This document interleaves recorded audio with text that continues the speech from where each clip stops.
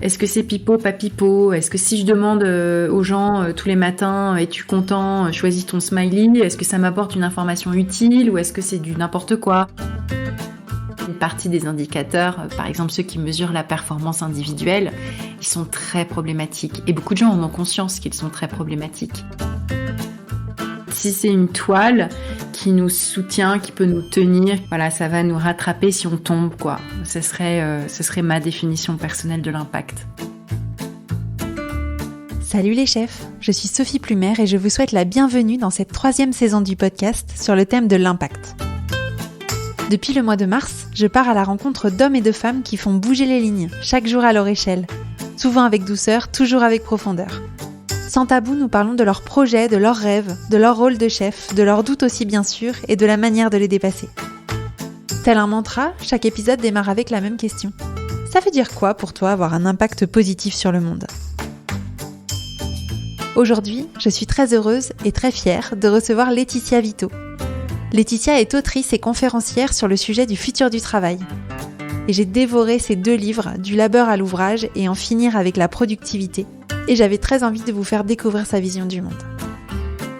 J'ai interrogé Laetitia sur la manière de construire une économie durable et comment en tant que chef je peux m'y prendre. Dans cet épisode, nous parlons donc de cette définition de l'impact positif et du rôle de chef, mais aussi d'indicateurs de pilotage d'entreprise, de la place des femmes, de l'évolution du monde du travail et d'optimisme. J'ai adoré cette discussion, car Laetitia sait parfaitement combiner prise de recul et exemples très concrets et réalistes. J'espère que cet épisode vous donnera des envies et des idées pour réinterroger la manière dont vous pilotez vos équipes et votre entreprise pour construire une économie à impact positif également. Je vous souhaite une excellente écoute de ma conversation avec Laetitia Vito et je vous retrouve en fin d'épisode pour le débrief.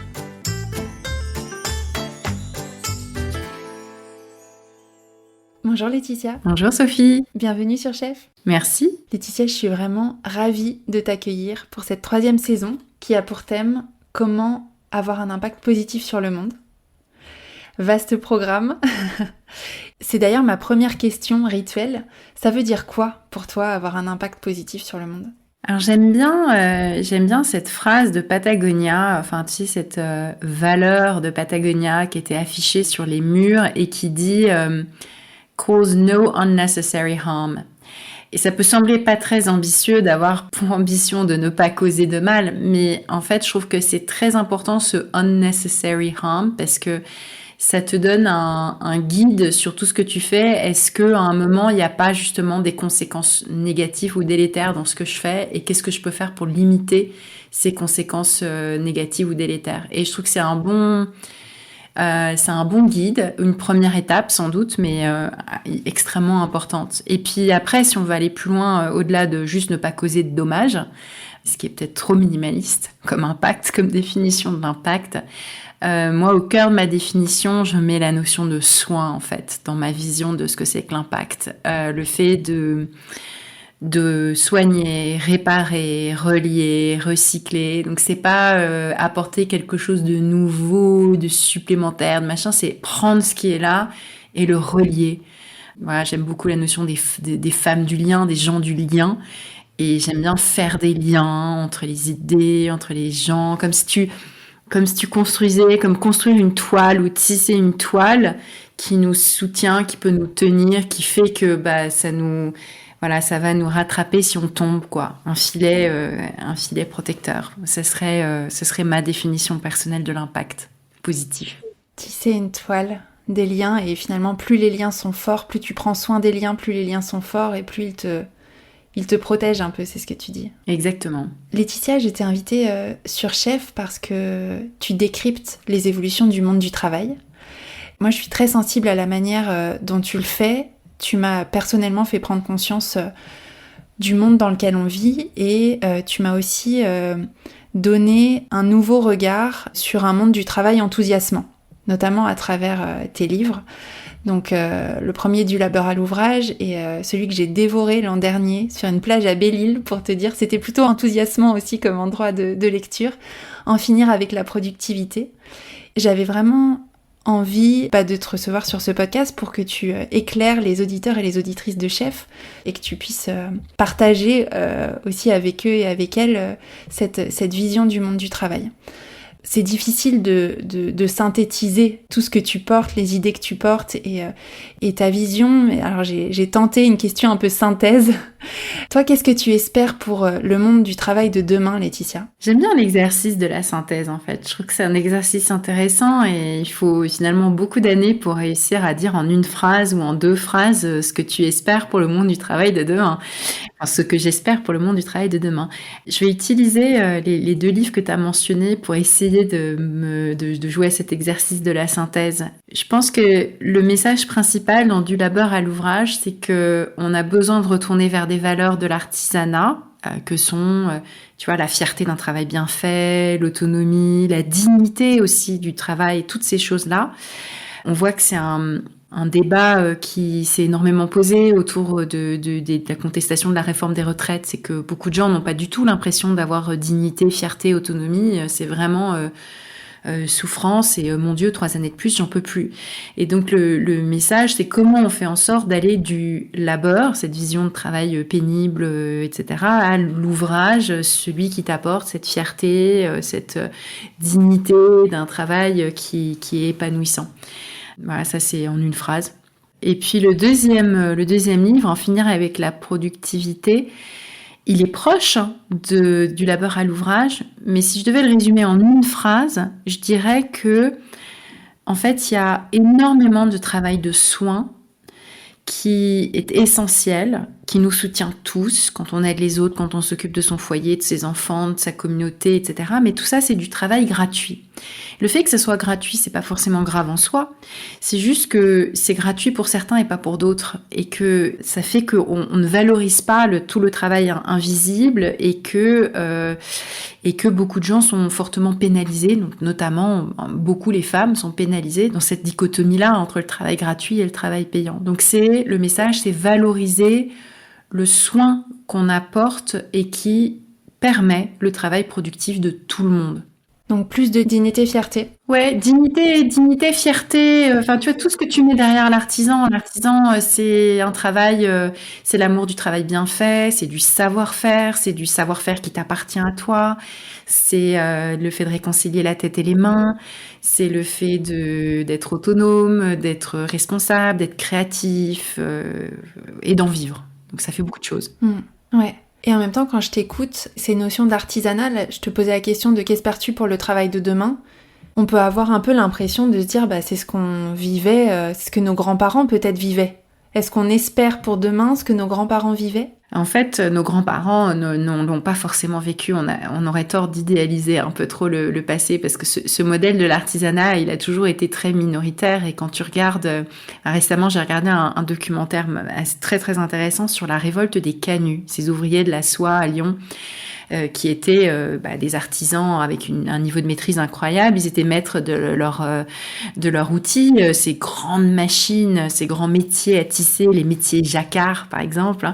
Mais ils étaient complètement écrasés par les négociants qui leur donnaient la matière première et qui récupéraient la matière. Et donc ils étaient totalement exploités, d'où leur révolte. Et donc le fait d'être artisans et mettre leur savoir-faire ne disait rien des rapports de force qui s'exerçait entre les différentes parties prenantes et notamment les bourgeois, les soyeux qui avaient la matière première et qui vendaient le travail extrêmement précieux de ces canuts. Donc il n'y avait pas la dignité, il n'y avait pas de maîtrise sur l'agentivité, sur ce qu'ils gagnaient. Il y a des périodes où ils crevaient de faim, etc. Donc n'idéalisons pas trop tout cela. C'est que globalement, quand on se tourne vers le passé, on a envie d'y voir une utopie merveilleuse où tout le monde était artisan. Je pense qu'en général, c'est plutôt l'essentiel des gens avaient faim quand même. Faut pas l'oublier. Si ça a évolué, c'était aussi pour une bonne raison. Ouais, exactement. On a quand même démocratisé déjà la nourriture, l'accès à la santé. Il ne s'agit pas de pas perdre cet héritage-là, qui est notre héritage moderne du XXe siècle. Ça a quand même apporté des choses très très utiles.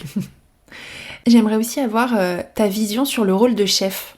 Toi, aujourd'hui, comment est-ce que tu définirais ce rôle ou cette fonction? Alors, c'est marrant parce que quand je vois chef, quand je lis chef, à chaque fois, je ne pense la première chose à laquelle je pense, c'est toujours le chef en cuisine. Et finalement, je me suis dit, plutôt que de ne pas en parler, je me suis dit que j'allais en parler du chef en cuisine. Parce que le chef en cuisine, il y a une dualité qui est très très riche d'enseignements pour tous les autres chefs, même qui ne sont pas en cuisine. C'est que ça allie deux exigences très particulières. Les chefs de restaurants étoilés, par exemple, c'est des grands créateurs, c'est des artistes. Donc il y a des moments où ils vont imaginer le menu de la prochaine saison, où ils vont partir dans tous les sens, rencontrer des producteurs, créer, libérer leur force créative, avoir des idées, tester, itérer, gaspiller je ne sais pas combien de produits, de matières premières pour voir quelle va être la meilleure cuisson possible, etc. Et puis, à un autre moment où ils vont être en cuisine, une fois que toute la partie de création est faite, et où là, tout est réglé au millimètre, au couteau, et où on est un peu un modèle quasi de l'armée, où l'exécution n'a pas le droit à la moindre erreur. On n'est pas là pour innover, on n'est pas là pour itérer, pour tester, on est là pour exécuter au plus haut niveau de perfection pour que ce soit parfait, rapide, fiable, que les gens soient bien servis, que ce soit au plus haut niveau de qualité et qu'on gaspille pas la matière première. Tu gaspilles pas des truffes, tu gaspilles pas voilà, surtout quand c'est des très très bons produits, tu gaspilles pas. Et chacun son rôle en cuisine. Et c'est un ballet extrêmement bien orchestré parce qu'il faut pas qu'ils se cognent les uns aux autres, il faut pas qu'il y ait d'ambiguïté sur qui fait quoi. Et ce qui est dingue avec ce modèle de la cuisine, c'est que c'est deux choses qui paraissent complètement incompatibles. Et en effet, c'est deux choses qui se passent à des moments différents, dans des espaces différents, mais qui ont pour point commun le chef. Et ce que ça dit, c'est que, en fait, ces deux modèles-là, le modèle très pyramidal de l'armée, chacun son rôle, ça s'improvise pas, on est dans des marges faibles, il faut tout optimiser, il faut le plus haut niveau de qualité, ça existe toujours dans beaucoup de domaines. Et ça nécessite des compétences de chef très particulières. Mais d'un autre côté, celui de créer, imaginer quelque chose de nouveau, surprendre les gens, innover, et pour ça, accepter qu'il faut aussi gaspiller du temps parce que tu dois tester. Tester, ça veut dire que tu n'es pas au plus haut niveau et que tu recommences, tu as le droit à l'erreur, etc. Dans le monde de la cuisine, les deux choses se mélangent pas. Et dans beaucoup d'autres secteurs, ça se mélange un peu et on sait plus très bien où on va et où on est. Et le chef de demain, les chefs de demain, ils doivent composer avec cette dualité. Dans un cas, être plutôt d'un côté, plutôt du côté créatif, dans l'autre, plutôt du côté assurer l'exécution d'un ballet parfaitement orchestré. Je trouve ça très compliqué de donner un rôle, même si j'ai envie de te dire que on s'éloigne un peu plus du modèle de la cuisine où chacun a son rôle bien défini et qu'on va plus du côté de la création où on teste, où on apprend, où on improvise aussi peut-être.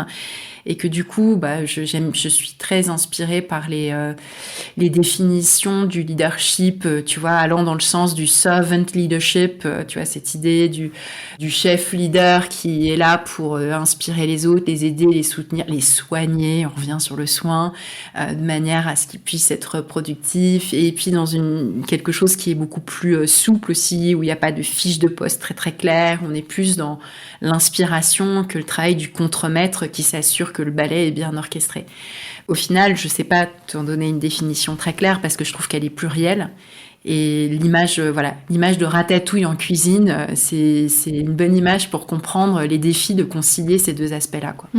J'avais vu, alors je sais plus comment ça s'appelle, ce documentaire, mais justement sur l'évolution de la cuisine et le rôle de certains chefs dans l'évolution de la cuisine qui avait vraiment été crucial au sens où avant, c'était le bazar en cuisine où tout le monde faisait tout le monde faisait rien en même temps, c'était très sale, c'était des conditions vraiment d'exécution qui étaient loin du ballet qu'on peut imaginer aujourd'hui dans des grands restaurants et même dans le restaurant d'à côté avec les normes d'hygiène, etc.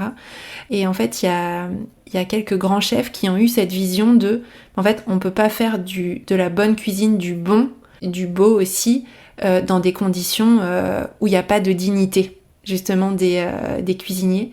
Et donc il y a eu un mouvement vraiment de remettre de la dignité, de la propreté et puis aussi de la clarté dans les cuisines. Et c'était vraiment très intéressant et de voir que finalement le rôle du chef avait été certes d'essayer de faire de la bonne cuisine, mais aussi de savoir comment bien utiliser son outil de production et d'en tirer le meilleur parti tout en prenant soin de son outil de production. Il prenait aussi soin du livrable en gros et des plats qu'il faisait.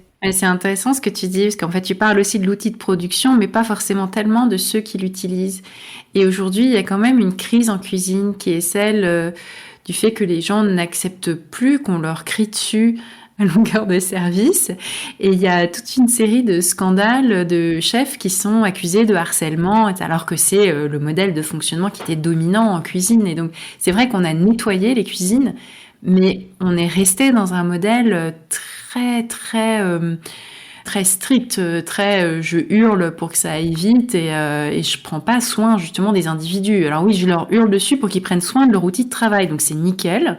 Attention, les normes d'hygiène, la chaîne du froid, etc. Mais du coup, pour que tout ça ce soit nickel, ce qui passait à la trappe, c'est la manière dont on traitait les gens. Et c'est beaucoup plus compliqué aujourd'hui dans les mêmes conditions. Et comment est-ce que tu fais pour avoir un parfait niveau d'exécution, une parfaite maîtrise de la chaîne du froid, zéro défaut, zéro problème, etc., sans hurler sur les gens? Je pense que c'est possible. Je pense que c'est possible, mais je pense qu'on a encore du mal parce que la culture est encore imprégnée de ça. Ouais, c'est la nouvelle révolution en cuisine.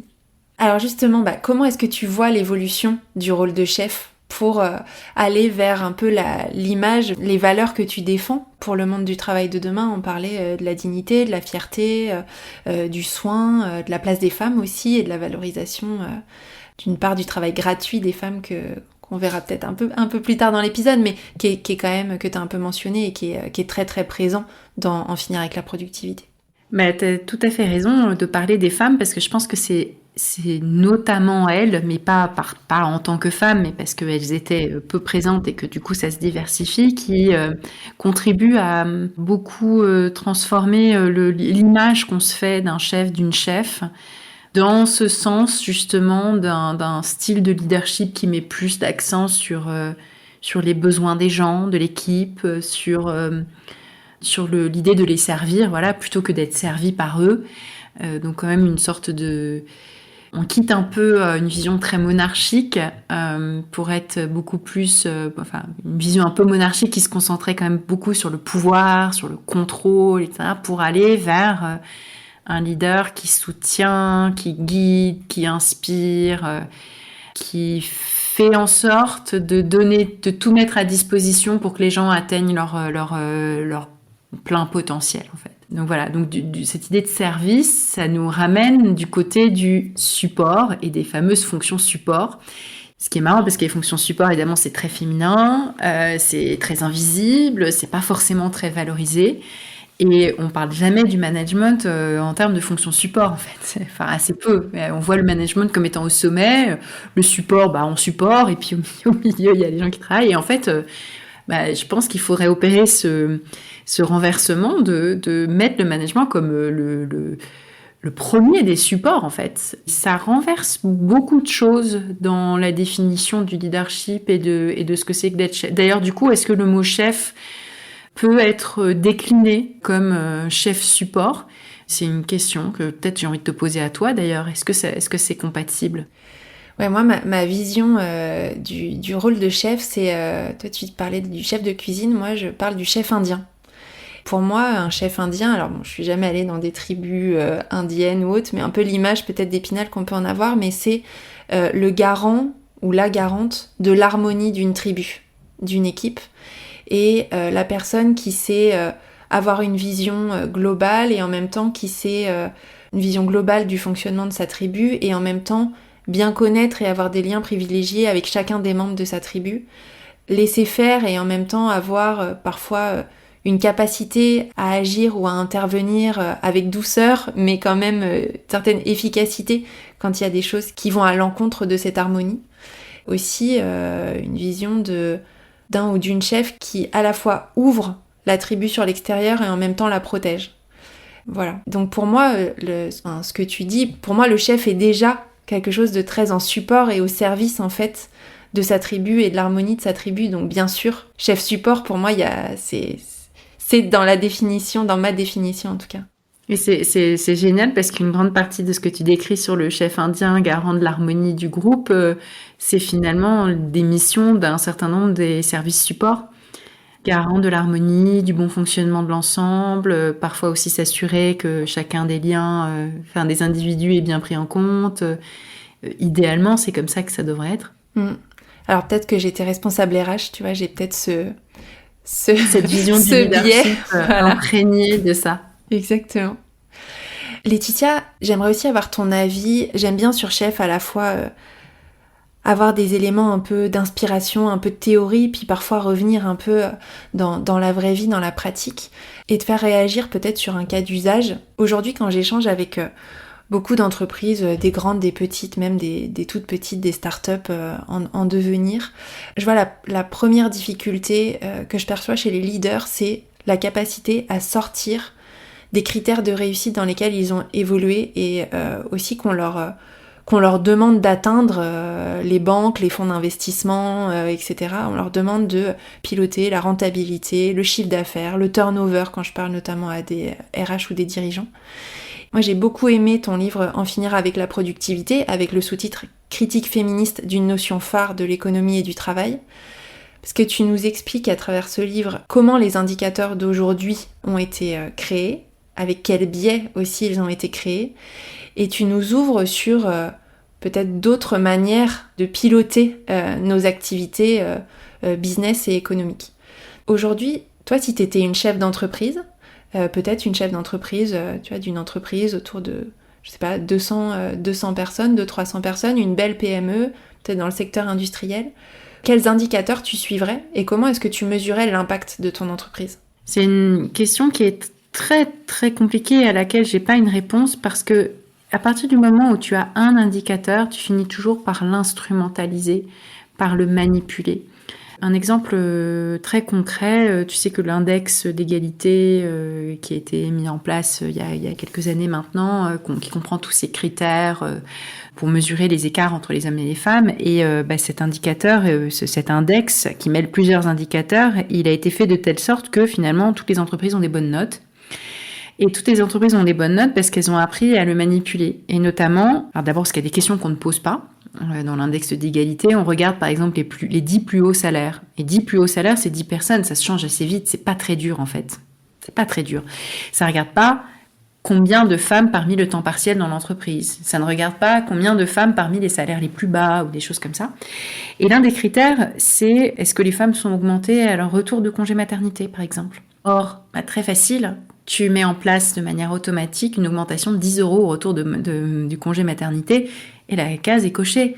Donc, et puis du coup, finalement, la réalité vécue d'un écart ou d'une différence de traitement entre les hommes et les femmes est effacée par ces indicateurs qu'on a appris à pas exactement bidouiller, parce qu'il y a pas d'arnaque, on le fait, mais ça devient déconnecté finalement de la réalité. Et du coup, l'indicateur en tant que tel devient un objectif qui nous fait oublier ce pourquoi on a créé l'indicateur. Donc, et surtout quand on compare les entreprises entre elles et qu'il y a des notes, etc., et des chiffres qu'on a envie de mettre en avant. Donc, déjà, c'est pour ça que je me méfie énormément des chiffres et des indicateurs et que je pense qu'il faut déjà en avoir plusieurs, une pluralité d'indicateurs que tu vas suivre, ne jamais être esclave de l'un d'eux, et puis les remettre en question très régulièrement pour te rappeler quel était l'objectif. Et ça, c'est cette humilité, un travail quasiment de réflexion que tu dois mener au long cours pour savoir quels sont tes objectifs réels et quels indicateurs tu peux utiliser pour t'aider à aller vers cet objectif, mais ne pas oublier l'objectif réel. Pour moi, si j'étais chef d'entreprise, les indicateurs qui m'intéresseraient le plus seraient ceux qui me donnent des éléments sur l'équilibre vécu par les salariés pour mesurer tout ce qui va pas, des indicateurs de santé qui peuvent être quand même assez très très parlants, des choses qui ne trompent pas, que ce soit les congés pour maladie, que ce soit les absences, que ce soit il y a beaucoup de choses qui sont mises en place pour mesurer médicalement le stress.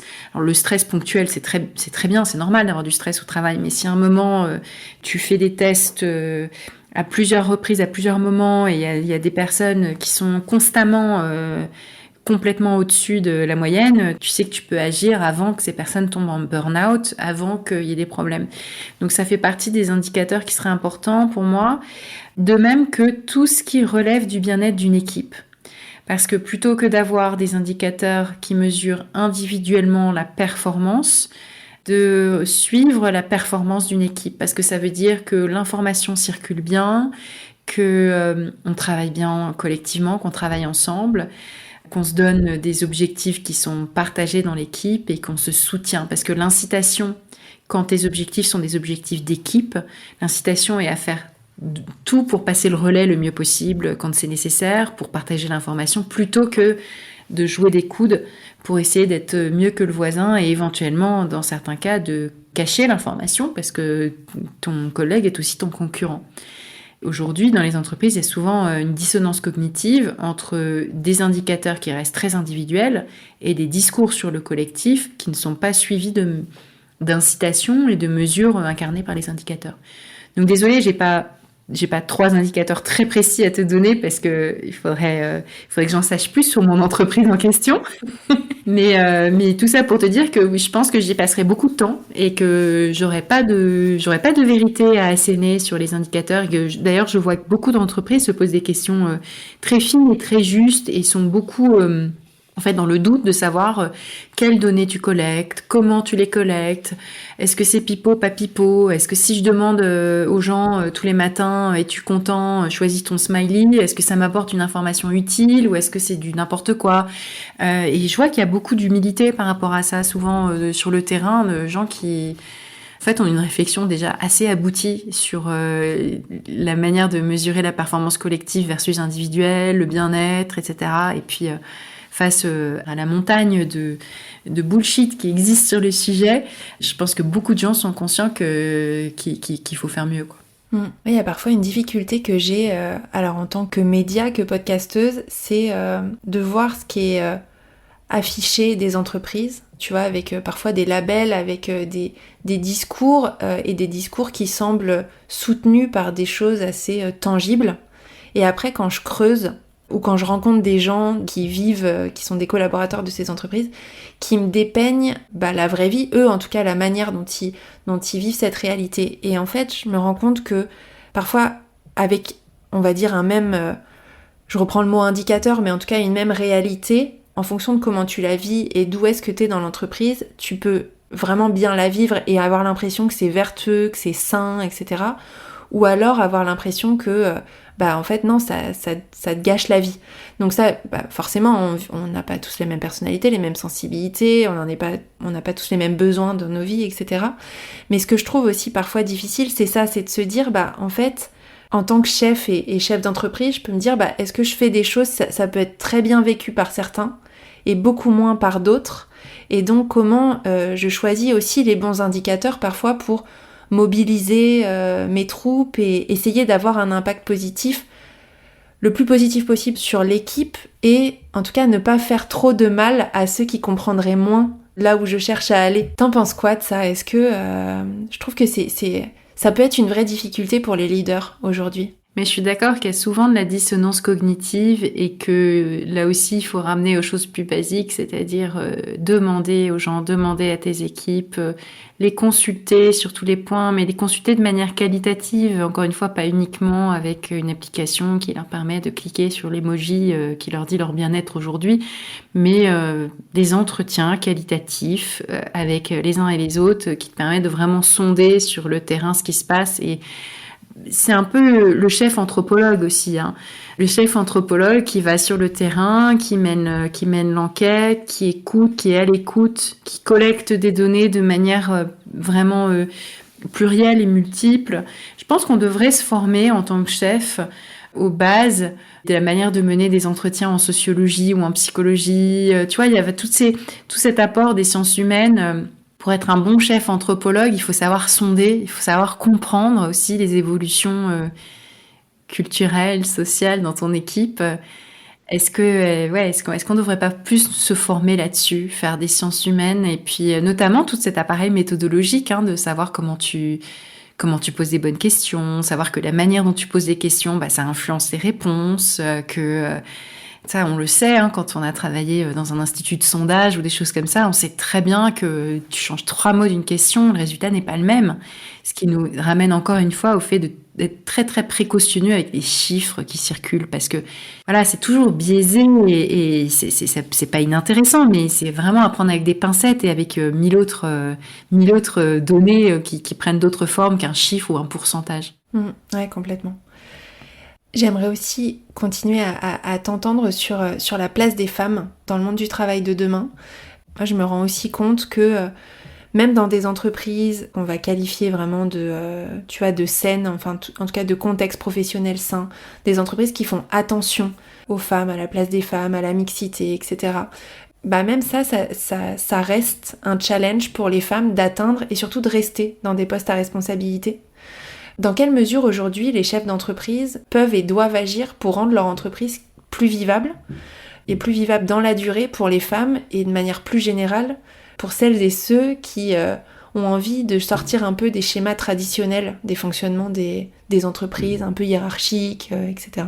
Oui, c'était un mode de fonctionnement à l'ancienne dans lequel monter les échelons, ça voulait dire tout sacrifier à ta carrière, à ton travail et montrer patte blanche à toutes les étapes. Au fur et à mesure que tu montes, tu montres patte blanche. Et montrer patte blanche, ça veut dire rester tard le soir, faire des emails le week-end, être tout le temps à ton travail et donner une sorte de théâtre, de théâtre de l'engagement, de l'investissement et de la productivité, en se montrant tout le temps en train de travailler. La raison pour laquelle ce modèle-là, il est quand même très en crise et très problématique aujourd'hui, c'est que il a été imaginé à une époque où il y avait une bobonne à la maison.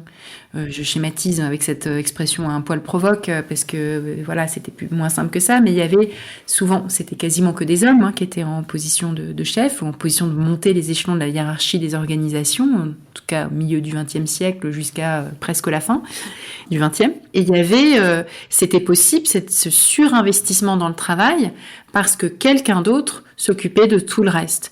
Prendre soin de toi, prendre soin de ton corps, prendre soin de ta maison, prendre soin de tes enfants s'il y a des enfants, prendre soin de tes parents, tes propres parents, c'est ton conjoint, c'est ta femme qui en prenait soin.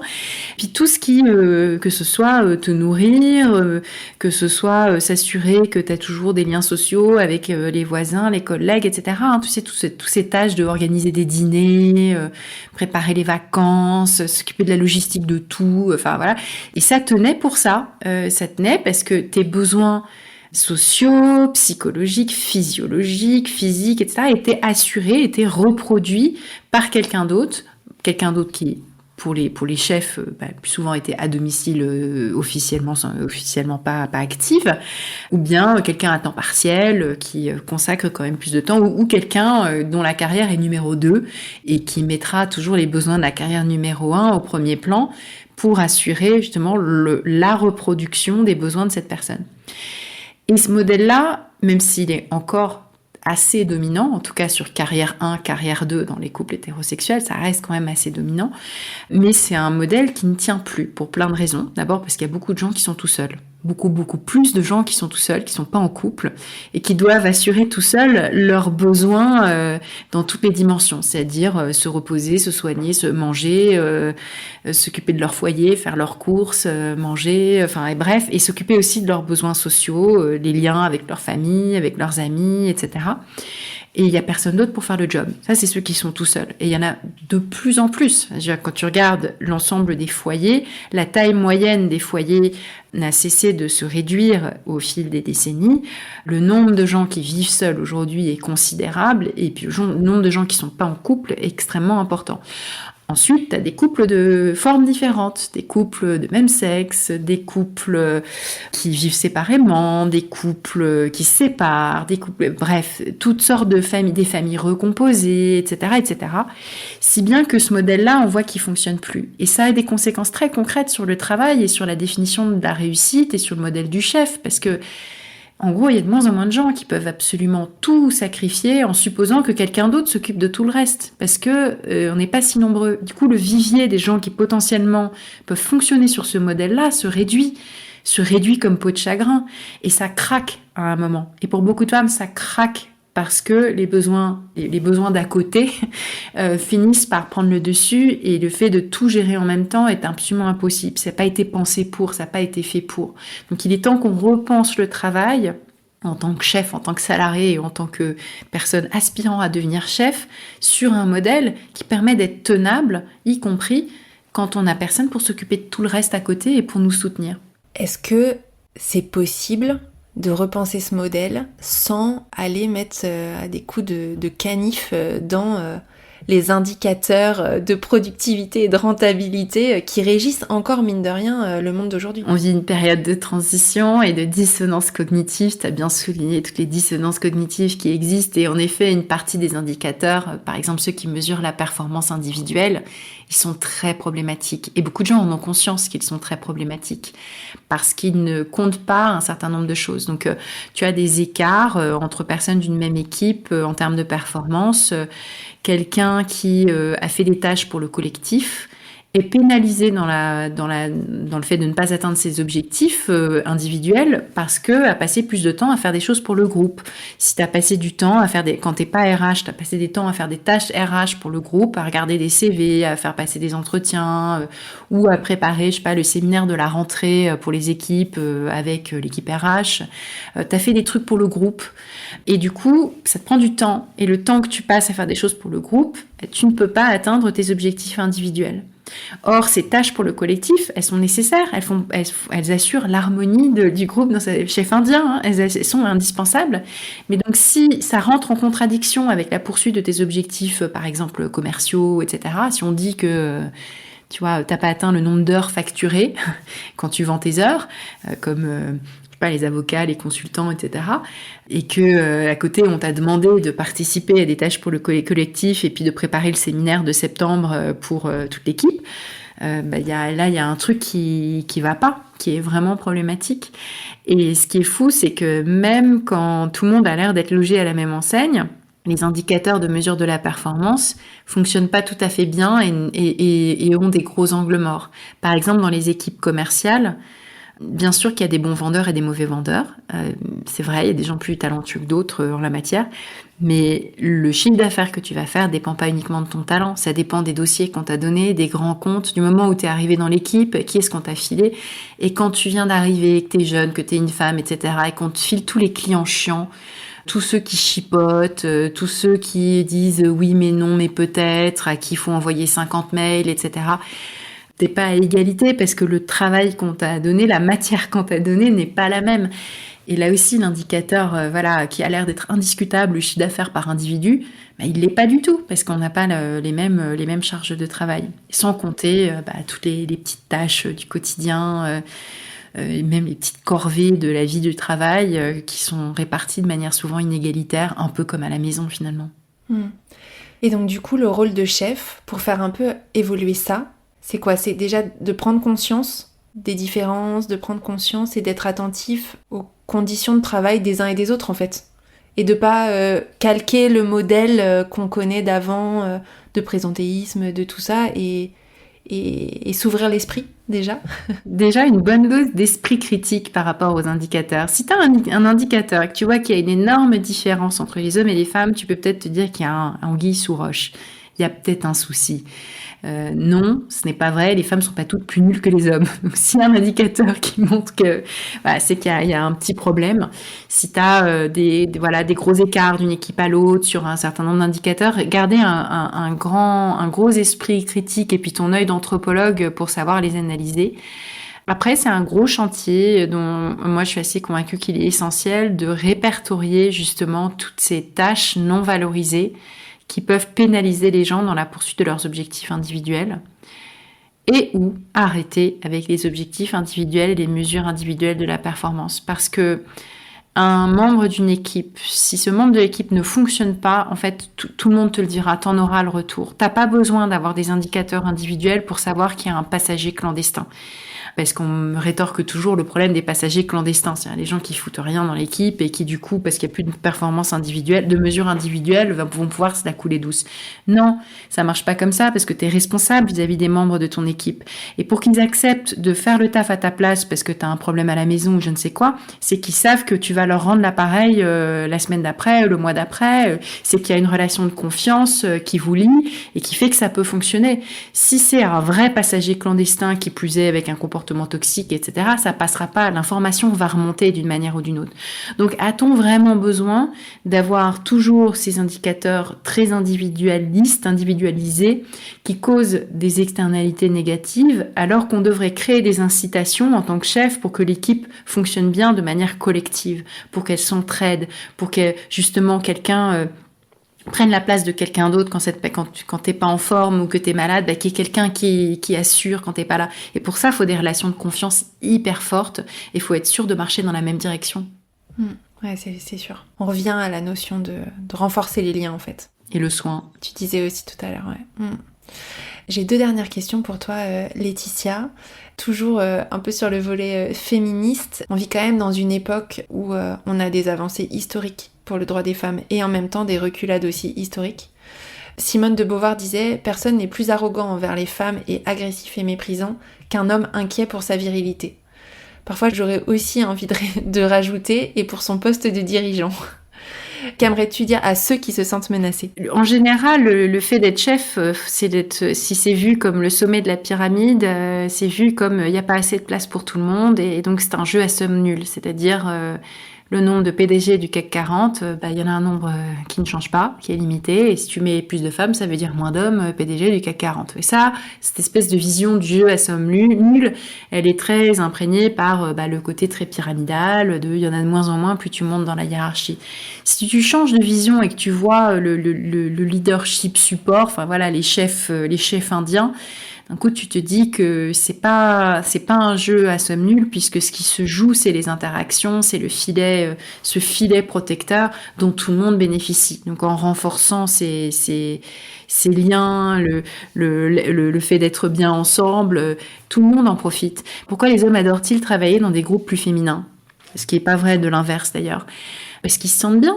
Ils se sentent bien dedans parce que ces valeurs-là qu'on a inculquées à beaucoup de femmes, de justement prendre soin des autres et tout, il n'y a rien de génétique là-dedans, hein, je ne dis pas que c'est inné, ils en profitent largement. De même, tout ce qui est revendiqué soi-disant au nom des femmes et des mères, l'équilibre des temps de vie, les crèches, machin, etc., les hommes en profitent. Toutes ces choses-là, ils en profitent. D'ailleurs, dans les univers féminins, il y a le phénomène inverse de la falaise de verre, c'est l'ascenseur de verre. C'est-à-dire qu'ils sont tellement promus, chouchoutés, etc. Les hommes dans les milieux de femmes cartonnent, en fait, alors que l'inverse n'est pas vrai. Donc la mixité, elle amène à un mieux vivre pour tout le monde quand on fait évoluer la définition du chef, quand on fait évoluer le modèle d'organisation et surtout ce rapport au temps qui exige un sacrifice total, un présentéisme, un théâtre de la productivité, etc. Puis tout ce dont on a parlé. Donc ça reste un vœu pieux, hein, parce que évidemment, si tu as l'œil rivé sur les postes des quelques postes de chef tout en haut de la pyramide de grandes organisations, ça c'est un jeu à somme nulle. J'avais discuté il n'y a pas très longtemps avec une chercheuse en mobilité. Et donc cette chercheuse en mobilité, elle me disait que dans les pays scandinaves, ils ont une culture de la mixité qui est quand même assez forte et une attention à ce sujet-là qui est assez fort. Ils s'étaient dit que la manière dont ils géraient les routes quand il neigeait, ça, il y avait pas de sujet de homme ou femme. Puis ils se sont dit, en fait, on va quand même aller vérifier qu'il n'y a pas de sujet. Ils se sont rendus compte que quand il neige, ils déneigent, les services municipaux déneigent en priorité les routes, pas les trottoirs. Et en fait, ça pénalise énormément la mobilité des femmes. Parce que les femmes se déplacent moins en voiture, la voiture est souvent plus encore attribuée à l'homme. Les femmes aiment moins se déplacer en voiture quand les conditions sont pas bonnes. Donc, en fait, quand il neige, elles se déplacent moins. Par contre, elles vont plutôt privilégier la marche et les transports en commun, qui soit est leur mode de transport habituel, soit est le mode de transport qu'elles estiment être le plus sûr quand il neige. Et sauf que si on déneige pas les trottoirs, en fait c'est accidentogène pour elles, accidentogène pour aussi les enfants dont elles ont souvent la charge, et donc ça limite vraiment les jours de neige, la mobilité des femmes, et donc parfois on avait plus d'absentéisme des femmes dans les entreprises, etc. Et donc ils ont décidé de faire l'inverse, ils ont décidé de déneiger en priorité les trottoirs dans certaines villes et ensuite les routes. Et en fait ils se sont rendus compte que non seulement il y avait une amélioration de la mobilité des femmes, mais aussi beaucoup plus d'hommes dans les transports en commun. Et donc, in fine, c'était aussi bien meilleur pour l'impact carbone. Et puis, voilà. Donc, ils se sont rendus compte qu'en améliorant de toute façon la mobilité des femmes, ils amélioraient la mobilité de tout le monde, et y compris, je te passe des personnes âgées, des personnes en situation de handicap, etc., qui passaient complètement aussi sous le radar de la mobilité si on déneige que les routes. Les analyses des infrastructures urbaines sous le prisme du genre sont vraiment montées en puissance depuis quelques années, justement avec cette idée que les mobilités sont pas les mêmes entre les hommes et les femmes, parce que les femmes soignent tout le monde, donc elles ont plein de petits trajets, amener un enfant à l'école, faire les courses, aller voir leur vieille mère, aller faire, toutes sortes des petits trajets comme ça, parce qu'il faut toujours déposer quelqu'un quelque part, donc c'est vraiment des trajets un peu en étoile ou en toile plutôt, alors que la notion des trajets pendulaires de je vais de la maison au travail, typiquement, les grands axes pour aller de je sais pas où à la Défense ou bref, que tout ça c'est vraiment pensé sur un modèle du travailleur masculin. Et ces réflexions avec le prisme du genre, elles sont relativement nouvelles et je trouve qu'elles n'ont pas encore complètement imprégné le monde de l'entreprise. Parce que on a d'un côté, tout ce qui est diversité, inclusion, association féminine, machin, etc. Les temps de vie, c'est pour les femmes. Et on n'a pas encore, généralisé ce que tu viens de décrire sur les réflexions scandinaves en matière de gestion de la ville et de gestion des transports.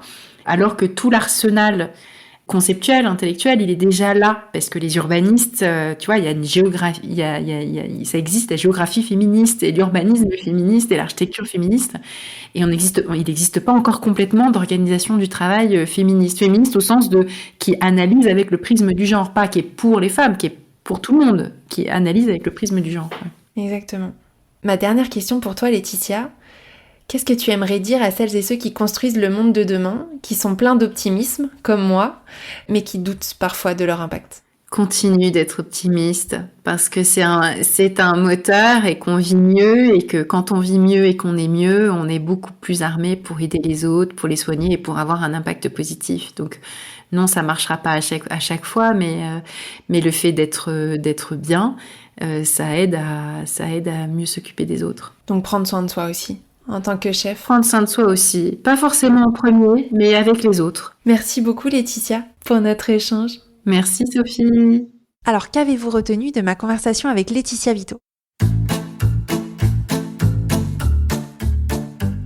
De mon côté, je retiens quelques phrases clés qui vont me servir de trame pour le débrief. Moi, au cœur de ma définition, je mets la notion de soin, en fait, dans ma vision de ce que c'est que l'impact. Le fait de soigner, réparer, relier, recycler. Donc c'est pas apporter quelque chose de nouveau, de supplémentaire, de machin, c'est prendre ce qui est là et le relier. J'aime beaucoup cette définition de l'impact parce qu'elle parle de lien. Et si vous écoutez les épisodes de Chef depuis le début de cette 3e saison, vous savez qu'absolument tous les épisodes parlent de lien. C'est pas moi qui le dis, ce sont mes invités. Et c'était pas un critère de choix. Donc je pense qu'il est absolument nécessaire de se poser la question individuelle en tant que chef. Comment puis-je être acteur ou actrice de liens autour de moi ? Et comment est-ce que je nourris des liens forts avec les personnes qui m'entourent ? J'aime aussi cette définition parce qu'elle parle d'écologie. Quand Laetitia dit qu'il n'y a pas besoin de créer de choses nouvelles, mais de faire les liens avec ce qui est déjà présent, de manière très pratico-pratique. L'épisode précédent avec Maud Sarda de Label Emmaüs illustre très bien cette philosophie. Je vous invite à l'écouter si ce n'est pas déjà fait. Un leader qui soutient, qui guide, qui inspire, qui fait en sorte de tout mettre à disposition pour que les gens atteignent leur plein potentiel, en fait. Donc voilà, donc cette idée de service, ça nous ramène du côté du support et des fameuses fonctions support. On parle jamais du management en termes de fonctions support en fait, enfin assez peu. On voit le management comme étant au sommet, le support, on support, et puis au milieu il y a les gens qui travaillent. Et en fait, je pense qu'il faudrait opérer ce renversement de mettre le management comme le premier des supports en fait. Ça renverse beaucoup de choses dans la définition du leadership et de ce que c'est que d'être chef. D'ailleurs, du coup, est-ce que le mot chef peut être décliné comme chef support ? Là encore, j'aime cette vision du rôle de chef support et non de chef supporté ou de chef servi. Si avoir un impact positif, c'est créer des liens et en prendre soin, le rôle de chef est donc de créer des liens avec chaque membre de son équipe et de prendre soin de ces liens et de ses équipes. Alors certes, on n'a pas dit que c'était simple tous les jours, on n'a pas dit non plus que c'était ouvert à tout le monde ou tout le temps. Ça me rappelle quand j'étais RH, avant chaque nomination d'un nouveau manager, je lui posais cette question. Est-ce que tu es prêt à t'occuper des autres ? À t'occuper des congés, des bobos, des déceptions, à dire bravo et merci aussi. Je lui posais cette question car pour moi, prendre soin des autres, ce n'est pas dire quoi faire ou simplement donner une augmentation à la fin de l'année. C'est bien s'occuper des bobos, comme j'aime le dire, du quotidien. Donc si on n'est pas prêt à le faire, si on n'a pas envie de le faire, il vaut mieux peut-être s'abstenir d'être chef. En tout cas pour l'instant, et ça ne veut pas dire qu'on ne le sera jamais. À partir du moment où tu as un indicateur, tu finis toujours par l'instrumentaliser, par le manipuler. On parle ici à ceux et à celles qui aiment prendre soin des gens, mais qui ont aussi une charge de pilotage. Notre rôle de chef de bord ou de chef de navire, c'est effectivement de faire en sorte que nos équipes sachent dans quelle direction aller. Et pour cela, c'est important d'avoir des indicateurs qui nous permettent de donner la bonne direction dans laquelle aller. Je retiens le conseil de Laetitia, qui est de ne pas suivre un seul indicateur, d'être prudent, ce que disent les chiffres ou bien certains labels, d'affiner également nos indicateurs en fonction de l'impact que nous avons envie d'avoir et d'en changer régulièrement pour changer aussi de point de vue. Donc il est temps qu'on repense le travail en tant que chef, en tant que salarié et en tant que personne aspirant à devenir chef sur un modèle qui permet d'être tenable, y compris quand on n'a personne pour s'occuper de tout le reste à côté et pour nous soutenir. Je n'ai pas grand-chose à ajouter à cette dernière phrase, si ce n'est que je retiens la très forte invitation de Laetitia à faire évoluer le monde du travail. Car les règles qui sont encore à l'œuvre aujourd'hui ne correspondent plus du tout à la réalité de notre société actuelle. Donc pour celles et ceux qui parfois doutent de la nécessité des transformations, ceci est un rappel du sens de nos actions. J'espère que vous l'apprécierez et qu'il sera une source de motivation. Voilà, nous arrivons au terme de ce débrief et donc de cet épisode. Si cette conversation avec Laetitia Vito vous a plu, dites-le nous sur LinkedIn où Laetitia et moi sommes très actives. Je vous souhaite une très belle continuation et je vous dis à très vite pour un nouvel épisode de Chef.